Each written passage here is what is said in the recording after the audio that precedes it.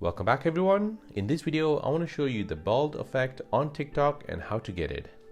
Before we begin, don't forget to subscribe to this channel if you enjoy these kind of videos and turn on bell notification.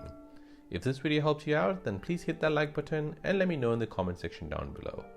So this effect can be used to prank your friends or family where you have just shaved your head and have become bald. So let me show you how to do it. Open your TikTok app on your phone.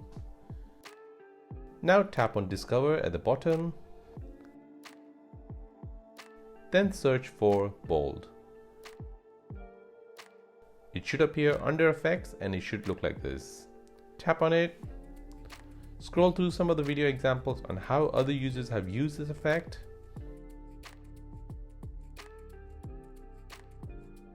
When you're ready, tap on Try this effect.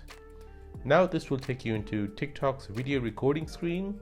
The effect will be activated as soon as you point the camera to a person, either to yourself or someone. And there you go, that is the bald effect on TikTok and how to get it.